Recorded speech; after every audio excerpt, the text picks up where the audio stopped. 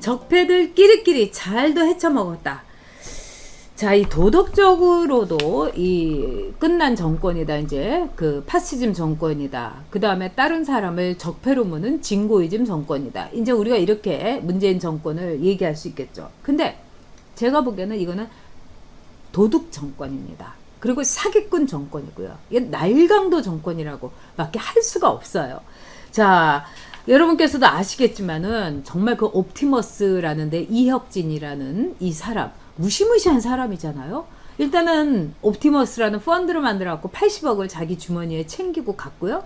그 펀드에 6천억 정도를 다 듣보잡, 말하자면은 운동권 내에 이 정권하고 연계된 사람들의 스타트업에다가 다 쏘아주고 돈놀이 하는 데까지 쏘아준 사람이에요. 그런데 이것뿐이 아니더라고요. 더 놀라운 사실이 오늘 보도가 됐습니다. 아, 네, 우리 희서님께서 오늘 평일 휴가시라고. 너무너무 좋겠습니다. 부럽습니다. 네, 희서님 파이팅. 잘 쉬셔야지 또 일도 하실 수가 있어요. 네, 정말 감사합니다. 네. 자, 그런데 이 전파진흥원이라고요. 전파진흥원하고 여러분 이 문화진흥원 이런 데 있어요. 디지털 무슨 진흥원. 어쨌든 진흥자가 들어간 이 공기관 있지 않습니까? 이런 데는 돈을 쏘아주는 곳이에요. 진흥을 하려면 뭘 해야 됩니까? 머니죠. 돈을 쏘아주는 곳이에요. 그래서 이 정부에서 보면은 진흥원이라는 전파진흥원, 무슨 디지털 무슨 진흥원, 이런 거, 문해진흥원, 이런데 진흥원에 이렇게 장자리를 한 사람을 보면은 다 이 정권의 핵심부입니다. 그래서 그 사람들은 뭘 하느냐? 문재인의 떨거지들에게 돈을 나눠주는 역할을 하는 거예요. 공식적으로. 그 돈은 우리 세금인 거죠. 근데 전파진흥원에서요, 이 이혁진이라는 이 사기꾼한테 말하자면은 여러분 748억 원, 그러니까 750원을 쏘아줬대요. 자, 이것도 우리가 정말 내 세금 내 돈 하고서 기함할 노릇인데, 이때 이 이혁진이라는 사람이 이 PPT라고 여러분 이렇게 딱 이렇게 설명하는 거 있잖아. 딱 2장을 냈다는 거예요. 와. 아니, 종이 쪽 2장에 딱 이렇게 슬라이드 말하자면 2장에 750. 야, 이거는 기네스북에 올라갈 일입니다. 더구나 이 이혁진이라는 사람은요, 자기가 지금 80억을 그 횡령을 해갖고 가갖고 그 시카고하고 뉴욕에서 림종석 동지의 그 가족들을 다 돌봐주고 있을 뿐만 아니라 또 지금 샌프란시스코에 와갖고 무슨 유령 회사 페이퍼 컴퍼니를 차렸는데, 더 웃긴 거, 이 사람이 거기에 교민회 활동까지 하고 있대요. 그러니까 거기서 제가 보기엔 교민회 활동을 하는 거는 뭐라고 볼 수가 있느냐?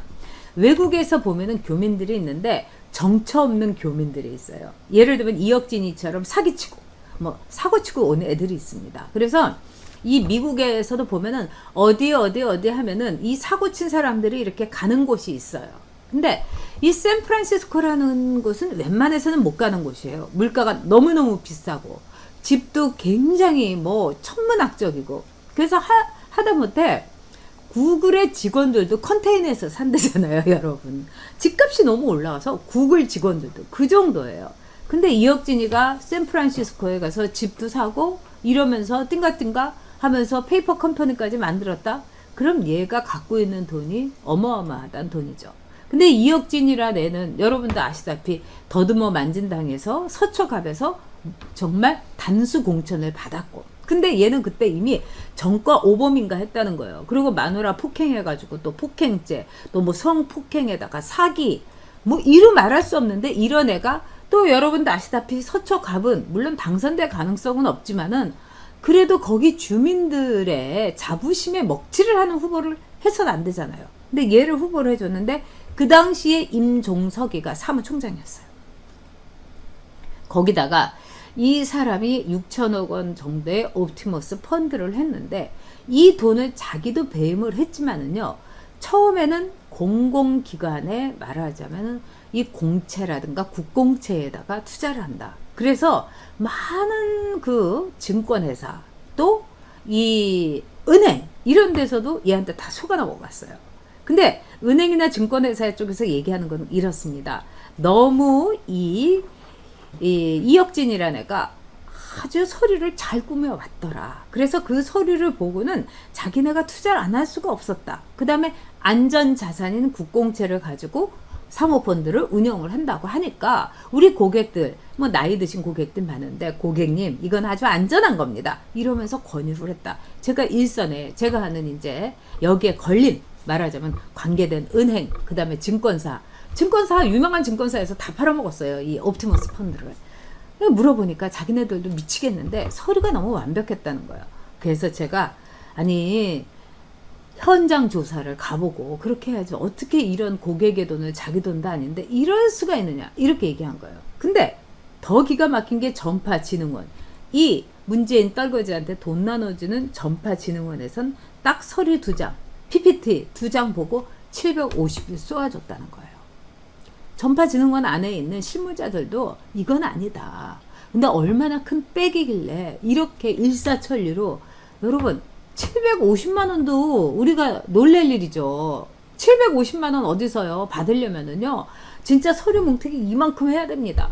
근데 750억을 딱 2장으로 킬해버린 게 이혁진인 거죠. 그래서 이건 뭐 신의 한 수다, 신공이다, 뭐 이제 이렇게도 얘기를 할 수도 있겠지만, 지금 정권이 얼마나 타락하고 지금 정권이 얼마나 끼리끼리 돈을 해먹었는가. 그리고 이거는 이혁진이 혼자서 해먹은 게 아니죠, 여러분. 절대로 아닙니다. 자, 지금 이제 화제가 되고 있는 게 유시민이가 신라젠하고의 관계인데, 너무 웃긴 게 또 유시민 빠들은 뭐라고 하냐면, 유시민에 대해서 말하자면은 뭐 관계가 없다 이 얘기를 하면서 유시민을 물귀신 작전으로 끌고 들어가지 않은 이철이라고, 뭐 BIK 뭐 인베스트인가 거기에 대표인, 얘도 완전히 그 정가가 그 혁혁한 사람이죠. 근데 이 사람이 의인이라고, 우리 유시민 장관님을 이렇게 보호해 주신 의인이라고, 그러면서 이런 친구 있으면 너무 좋겠어요. 완전히 무슨 신발 열사 우리가 만드는 거하고는 저를 가라 할 정도로 이철 역사를 만들었더라고요. 근데 유시민한테서는 냄새가 너무 펄펄 나는 거죠, 여러분. 자, 유시민이가 평소에 까칠한 척은 혼자서 다 하는데, 이철이 하는, 특히 그렇게 투자를 많이 한 신라젠에 가가지고 유시민이가 이거는 글로벌에 이런 회사가 없다, 글로벌 3상에 뭐 도전을 하게 되고 우리가 뭐 K 하려, 너무너무 과도하게 말하자면 CF를 정말 광고를 때린 거예요. 자, 유시민이는 보건복지부 장관이었어요. 그거를 사람들이, 증권에서 신라젠에 투자한 사람들이 그거 다 보고, 야, 이거는 찐칸가 보다, 뻥카가 아니라, 야, 유시민이가 보건복지부 장관 됐고 얘가 재수는 없지만 머리는 좋은 애잖아, 이 짱구는 잘 돌아가자, 그래가지고 몰빵을 한 사람이 너무너무 많았어요, 신라젠에. 그래서 저도 요즘은 저도 주식 아이고 골치도 아파서 제가 들여다보지도 않는데, 신라젠 얘기는 그런 저도 들은 거예요.